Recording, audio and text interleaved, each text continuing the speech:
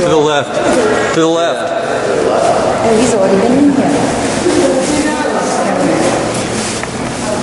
Did I miss anything?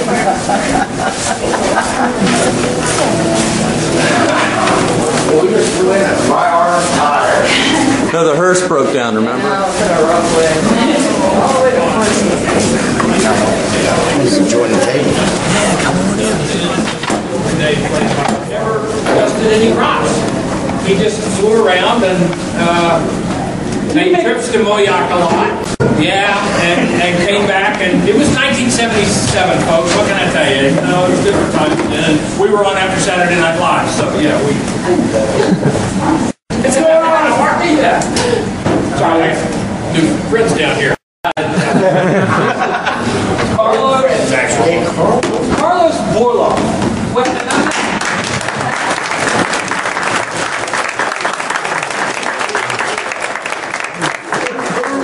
The show is Monster Madhouse. Yes.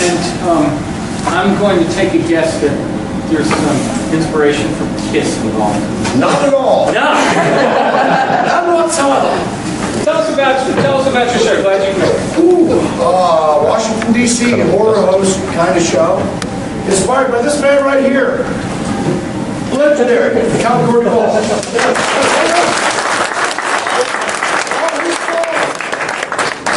I ended up like this. But, you know, just, we do two shows. We do a 2-hour show where we actually host a movie and break into it and make fools of ourselves. And then we have a little half-hour show where we show film like from events like this, conventions, us driving to work, you know, anything. And comedy skits and horror movie trailers, kind of for kids, you know. Like the big rubber costume monsters, you know, Godzilla with the zipper straight down the back. Godzilla has a zipper? Yes. I just spoiled it. Santa Claus has a zipper too. Great my job. They just ground that too. What? So you were inspired by Count GORE. I take it, did you grow up in that area? I grew up in Fairfax, Virginia, 1973. Man, I saw the first episodes of Creature Feature. I mean, yeah, every weekend. I mean, wow. There was no cable TV, no nothing back then. You want to see a horror movie, it's Channel 20, Saturday night, 11 o'clock, 11:30 sometimes, I think. Creature Feature. Right after Petey Green's Washington.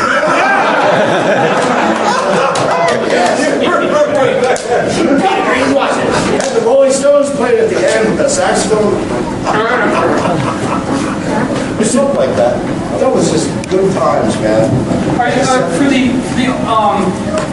elder statesman of the craft, as it were, are you surprised at the way you inspired other people? Did you ever think that was going to happen?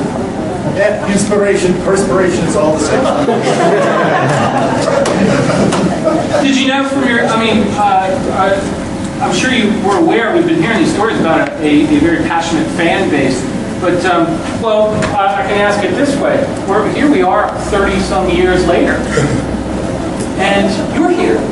And 40-some. 40-some. And, Pile it up. Go ahead. Pile it up. One day at a time. you ever shocked by that? The simple fact that people still want to see that kind of television and that kind of... I'm not shocked by the fact that people want to see horror hosts, because I think that, I don't know why. You asked the question why. I can't answer that question. But the truth is, people do want to see them. And there were like waves. In the 50s, when the Universal Shock package came out, stations put hosts on to enhance the films, to set themselves apart from the other stations that didn't have hosts, okay? So that was the thing. Then when the VHF stations got so big they didn't need to do local production, and the U's came on the air, they had to draw an audience, they went to the same trick. They used to host movies, not just horror movies, but regular movies too.